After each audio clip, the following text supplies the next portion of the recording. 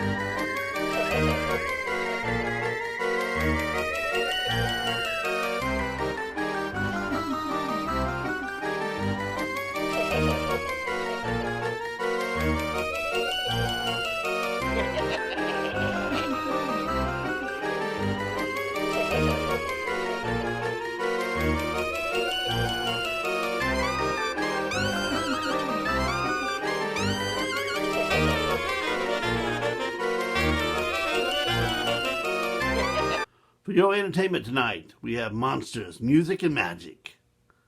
Enjoy.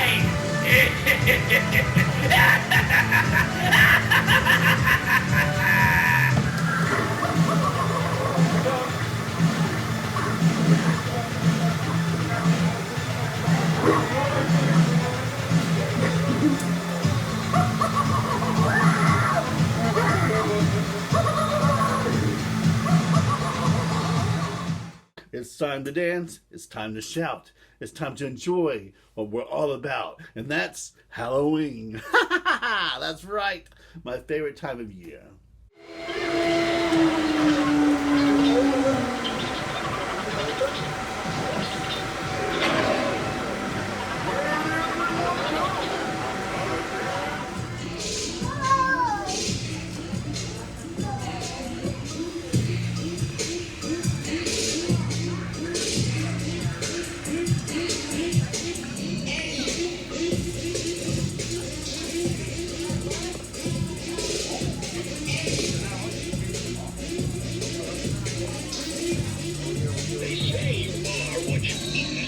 Takes a lot of guts. Mine were scooped out to make a pie. Now I think I'll take yours.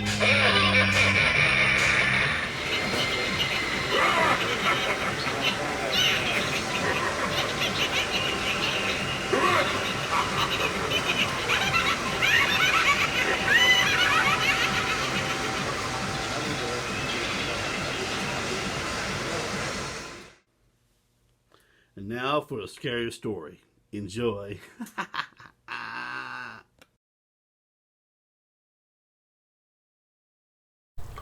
This is what they fear. The rising flames licked at his legs, Flesh roasted, he screamed. The madness of pain drove deep into his senses, and his will collapsed. "I confess," Gaspar wailed.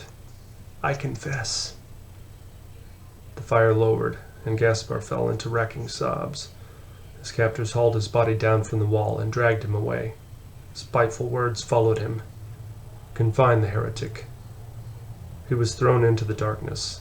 He collapsed to the floor, too weak to do anything else, as the heavy door swung closed behind him.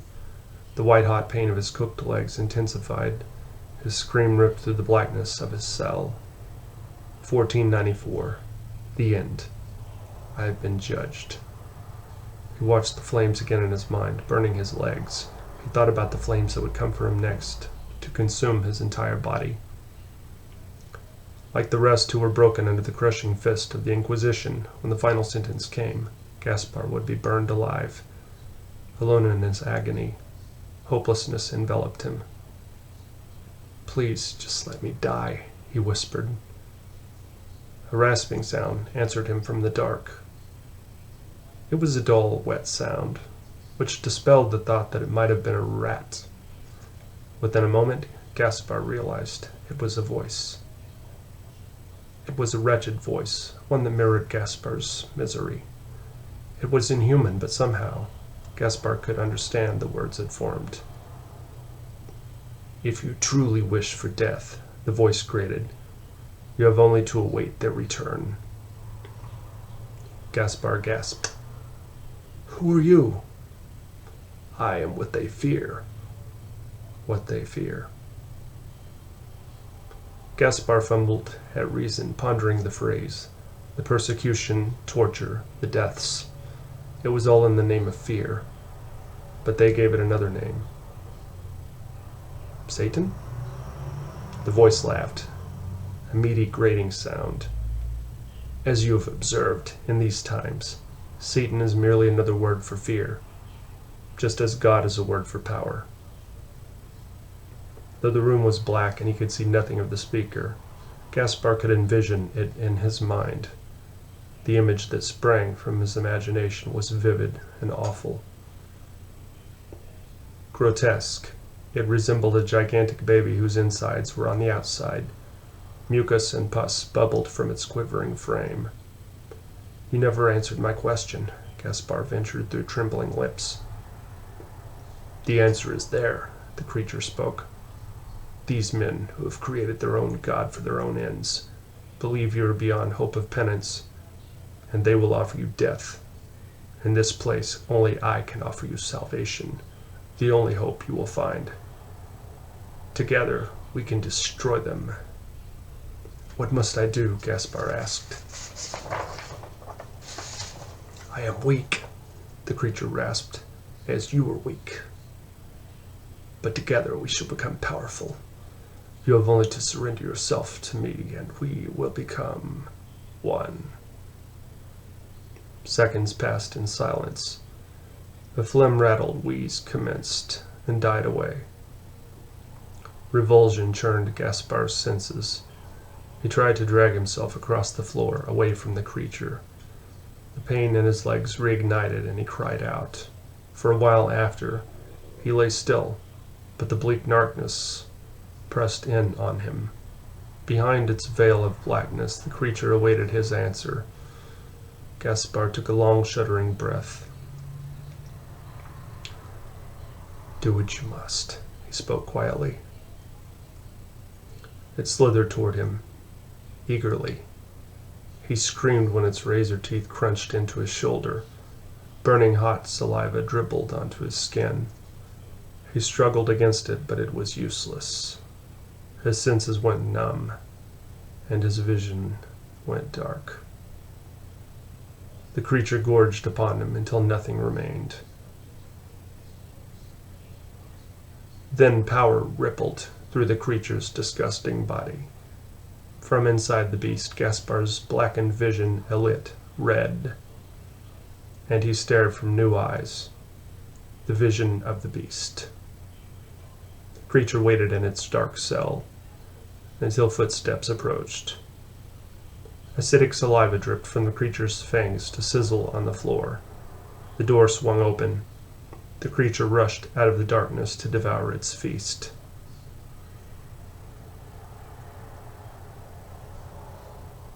The end. And now for some fun music. Enjoy! Ha ha!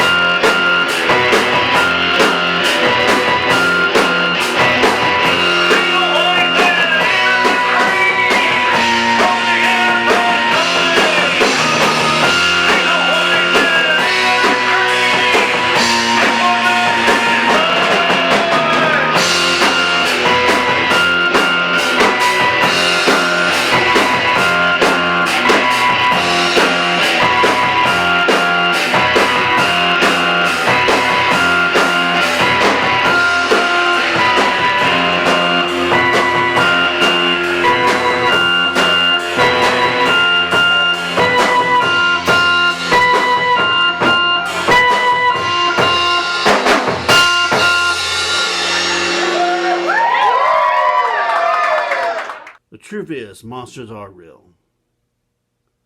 Think about it. All monsters and ghosts are made up of what's inside of us, fears. In fact, even Stephen King, a very, famous horror writer once said that monsters and ghosts are real. They're inside of us, and sometimes they win. And it's true. You think about it. Just watch the news at night. Seriously. There's monsters everywhere. Murders, killing, kidnappings, all kinds of craziness. Even in politics, some people are, if you think about it, are monsters. There are even some out there right now. I'm not going to name any names, but still, it's true. So be careful what you watch on the news and what you watch in the world today. Because you never know when you might be being influenced by a monster. Up next, we have some music for you, so enjoy.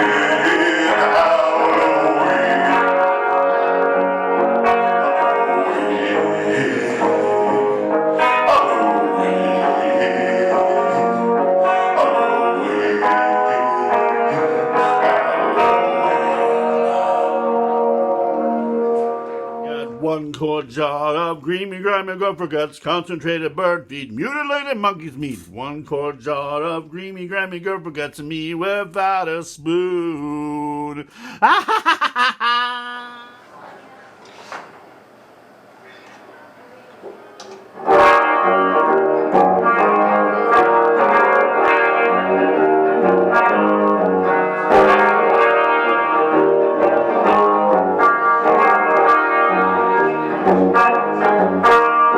Born with this chainsaw in my hand. I never got respect for my fellow man. Like in a good country boy, start to survive. We're fresh for the feast and some rebel pride.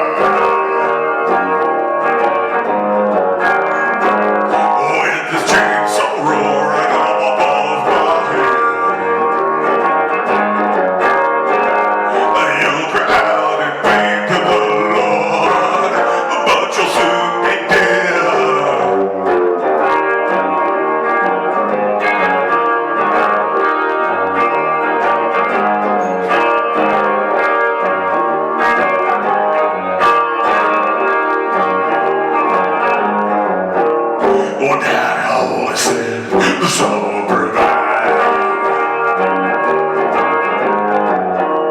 The soul is family, it's law you buy. The soul is good, the soul is God. The roar of a chain, the heavens will fall.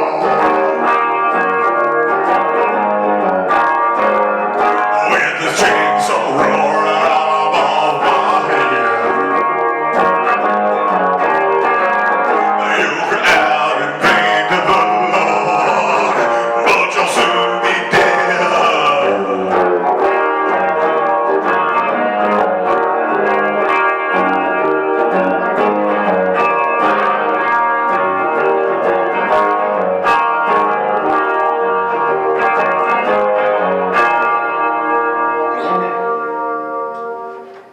Well, that's all, folks. We want to say thank you for watching. Enjoy the rest of your Halloween. Whether it be wearing costumes, going out and getting candy, or whatever it is. Just enjoy your time. Happy Halloween.